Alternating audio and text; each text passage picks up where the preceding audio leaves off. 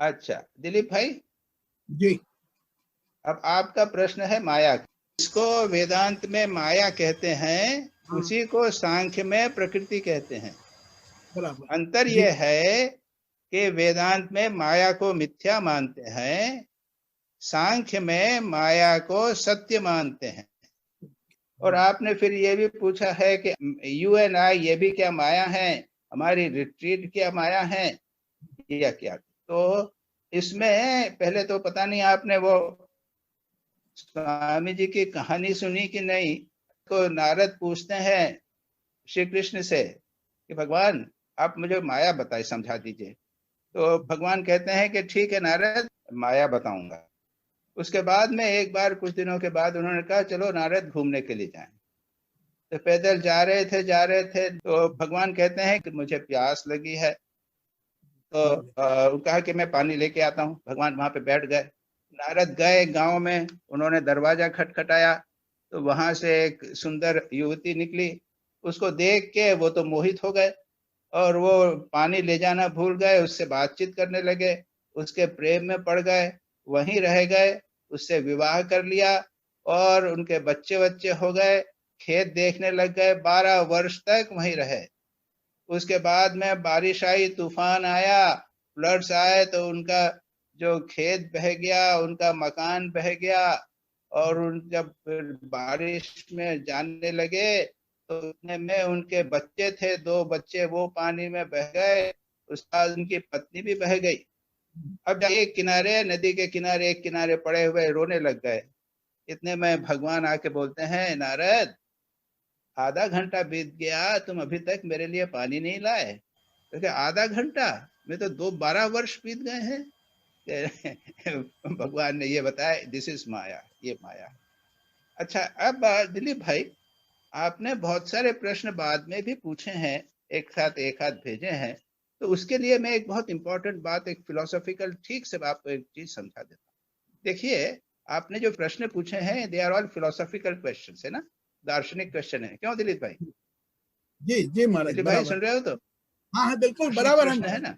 ना। यस। अच्छा तो दार्शनिक प्रश्न में जितना दर्शन है उसमें 3 चीजों के ओर लेकर एक्सप्लेन करने का प्रयत्न करते हैं। वो कहते हैं ईश्वर, जीव और जगत, ये 3 चीजों को लेके वो करते हैं। ईश्वर का स्वरूप क्या है, जगत का स्वरूप क्या है, जगत की सृष्टि कैसे हुई, जीव का स्वरूप क्या है, जीव का ईश्वर के साथ क्या संबंध है, इसको लेकर सारी फिलॉसफी चलती है।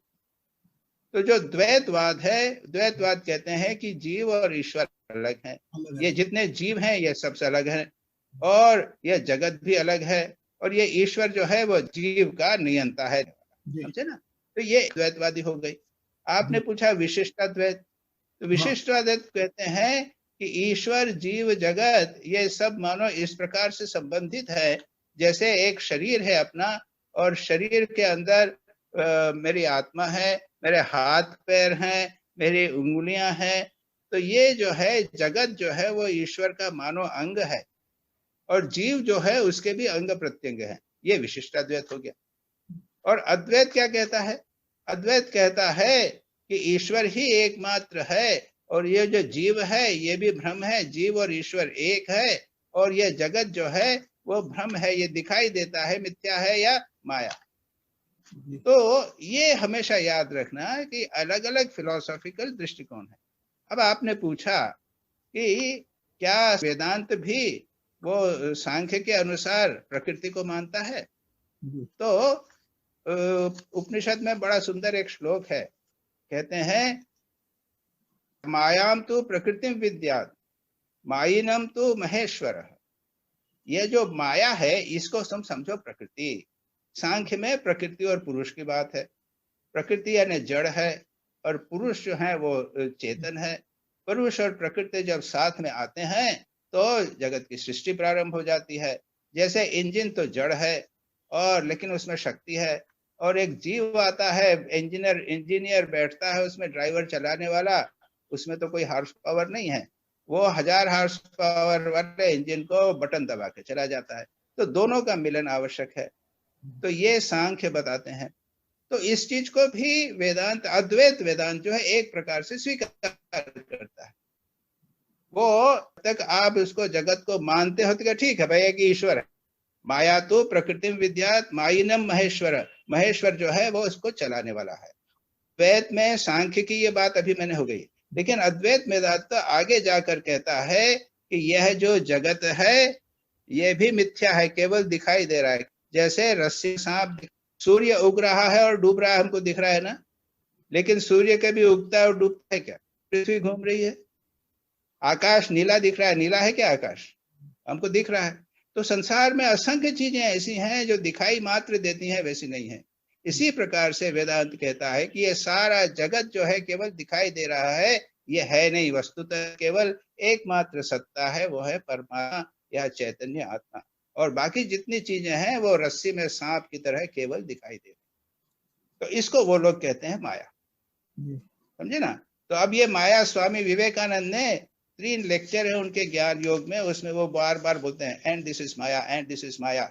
यह संसार में है, बच्चे को माँ बड़ा कर रही है, खूब प्यार करती है, बड़ा होता है बच्चा, दुष्ट हो जाता है, माँ को मारता है, पैसे लेता है तो भी माँ प्यार किए जाती है, एंड दिस इज माया। तो अभी तो हमने बता ही दिया नारद की कहानी, अपने उनको श्री कृष्ण ने नारद को बता दिया था माया। तो संसार में सभी चीजें जो है ये माया हैं। लेकिन अब प्रश्न ये है उनका कि इससे ऊपर निकलना कैसे। आपका यही प्रश्न था कि अगर माया है तो निकलना कैसे। तो वहां पे भगवान कहते हैं गीता में, देवी येषा गुणमयी मम माया दुरत्यया मामेव ये प्रपद्यन्ते माया मेताम तरन्ति ते। जो ये माया है ये मेरी देवी माया, यानी मेरी माया है, दिव्य माया है।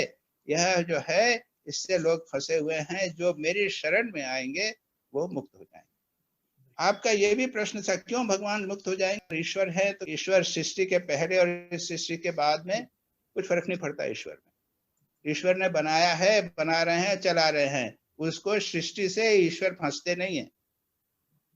उसी प्रकार माया से भगवान फंसते नहीं है। माया संसार के लिए है, भगवान के लिए नहीं है। इसलिए भगवान की शरण में जाओ तो माया से मुक्त हो जाओ। दूसरी बात है अपने स्वरूप को याद रखना है कि हम सच्चिदानंद स्वरूप हैं, हम माया के राज्य में नहीं। और इसका एक सुंदर दृष्टांत मैंने कहा था, एक बार फिर कहता हूँ। जगदानंद जी नाम कर रामकृष्ण मिशन के एक बड़े विज्ञान ज्ञानी संत थे। तो वो जा रहे थे, उन्होंने देखा ब्यूटीफुल सनसेट हो रहा है। तो उन्होंने, उनके साथ में सत्स्वरूपानंद जी थे, उनको कहा देखो भाई कितना सुंदर सनसेट है। कि हाँ महाराज बहुत अच्छा सनसेट। दोनों देखने लगे। उसके बाद वो धीरे से जगदानंद जी कहते हैं पर ये भी माया है। यानी ये भाव सदा मन में पक्का बना रहा कि सारी जगत में माया है। अपना शरीर कष्ट पा रहा है फिर भी माया है। उनको बहुत कष्ट हुआ था, हार्ट अटैक हुआ था, सांस बहुत फूलता था, खूब लंबा लंबा सांस होता था, लेकिन अंतिम समय तक भी पक्के जानते थे कि ये माया है। और एक अंग्रेज कहता था जगत जो है भ्रम है या ड्रीम है। लोगों ने पकड़ पकड़ के उसको पीटा, खूब पीटा। तो वह कहता था कि ये जगत जो है वो स्वप्न है, लेकिन एक कष्टप्रद स्वप्न। तो यानी जीवन में सुख के अनुभव हुए या दुख के अनुभव हुए, पक्का ध्यान रहे कि ये सब जो है भ्रम है या ड्रीम है। अब एक और प्रश्न आपने किया था, संसार में सुख नहीं तो भगवान ने फिर पैदा क्यों किया, मार क्यों नहीं दिया? यस। अरे कौन कहता है संसार में सुख नहीं है? रही थी, झगड़ाई थी, सिर के ऊपर बोझा था, हे भगवान इससे तो मृत्यु आ जाए तो अच्छा है। तो मृत्यु ने, यमराज ने सुना, वो पहुंच गया उसके पास में, घबरा गई। आप कौन है? देखिए तुमने मुझे बुलाया ना, मैं मृत्यु आ गई हूँ, चलो तुम जाने ले जाना है। कि नहीं नहीं मैं तो चाहता, मेरा बोझा कोई उठा ले, उठ के बुला रहता, लेकिन कोई मरना नहीं चाहेगा। याद रखो, ये किसी को मत कहना कि जीवन में सुख नहीं है। जीवन में बहुत सुख है, सबको विषयों में सुख है, सब में सुख है। ये तो हम और आप बड़े बड़े लोग बैठ के और कमरे में एसी में बैठ के बोलते हैं कि सर्वम दुखम। हम एसी में बैठे हुए हैं, बढ़िया बढ़िया बैठे हैं, खाते हैं और विचार करते हैं कि जगत दुखमय है। कैंसर में बहुत कष्ट हो रहा है, लेकिन कोई मरना नहीं चाहता, है कि नहीं? कोई मरना नहीं चाहता। वो दवाई ले लेके एक एक दो दो दिन, चार चार दिन प्रोलॉन्ग करते हैं कि नहीं?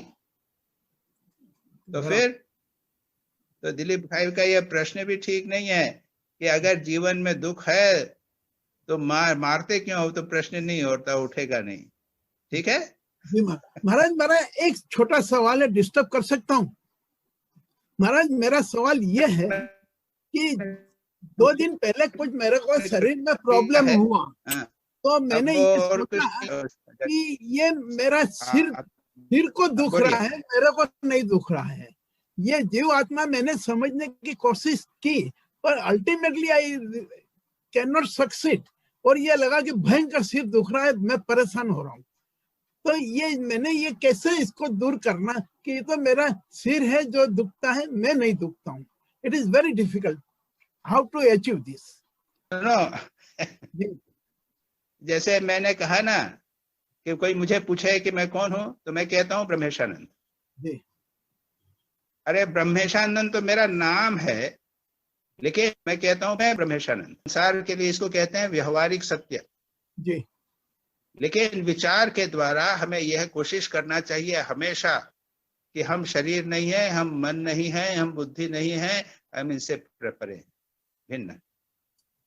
तो ये तो एक दिन की बात नहीं, ये तो विचार की बात। मैंने कहा ना, जगदानंद जी को इतना कष्ट हो रहा है, सांस फूल रहा है, लेकिन पक्के जमे हुए हैं कि मैं आत्मा हूं, शरीर मर जाएगा तो मुझे कुछ फर्क नहीं पड़ेगा।